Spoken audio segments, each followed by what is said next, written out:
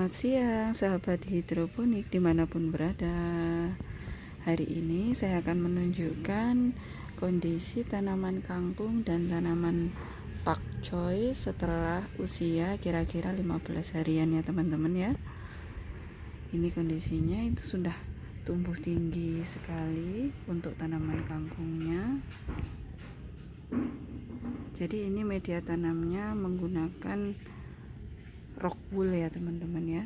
Sedangkan sistem hidroponiknya menggunakan sistem wick, yaitu menggunakan sumbu.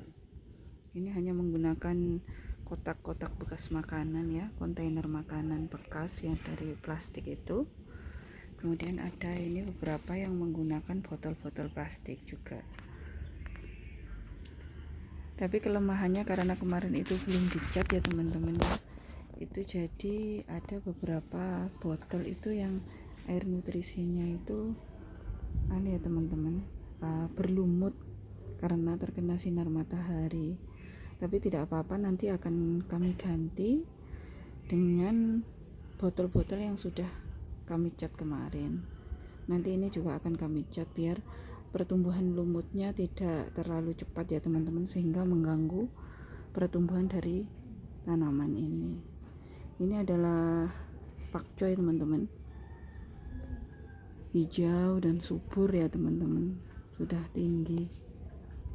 Ini satu botol ini isinya hanya satu, sebenarnya hanya satu tanaman agar tumbuhnya bisa sempurna ya teman-teman dan maksimal. Karena kalau satu botol gini diisi dengan 2 atau 3 itu pertumbuhannya tidak akan maksimal, tidak akan sempurna ya teman-teman. Kemudian ada juga yang masih kecil ini teman-teman. Ini kangkung usianya sekitar 7 harian teman-teman ya. Ini juga hijau subur. Kalau teman-teman sudah pasca semai atau sudah pindah tanam, maka teman-teman sebaiknya menempatkan tanaman itu di tempat dimana tanaman itu terkena sinar matahari ya teman-teman, agar proses fotosintesisnya cepat dan agar tanaman mendapat kebutuhan sinar matahari yang cukup juga ya teman-teman.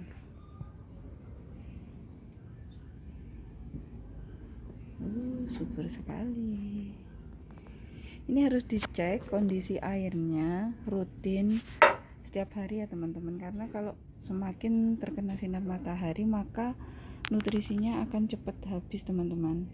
Jadi harus dicek apakah kain flanelnya itu menyentuh air atau tidak. Kalau tidak menyentuh air maka harus segera ditambah volume airnya agar tidak kekeringan teman-teman. Kalau kekeringan, kemarin itu ada satu tanaman yang kehabisan air itu jadi layu teman-teman, dan itu akan mengganggu pertumbuhan. Kasihan kalau misalnya tanamannya itu layu teman-teman. Jadi harus rutin dilihat, kemudian ditambah air nutrisinya, kemudian dicek apakah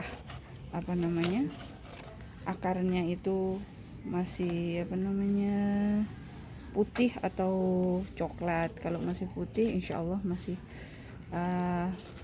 bagus kondisi tanamannya ya teman-teman ya.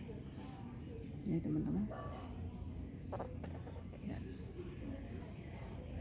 Jadi sistem hidroponik ini sangat cocok untuk teman-teman yang tidak memiliki lahan yang luas.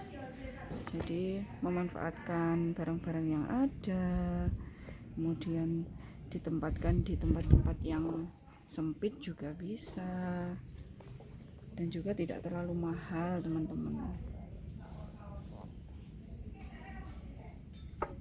Ini saya tunjukkan teman-teman.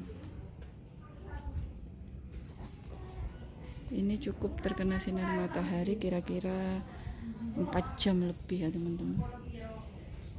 Nanti kalau sudah sore atau hujan itu nanti harus dipindah ke tempat yang terhindar hujan dan juga agar tidak terkena angin juga teman-teman, karena kalau terkena angin nanti bisa patah karena apa, kondisi batangnya itu belum terlalu kuat. Jadi kalau angin kencang bisa menyebabkan patah batangnya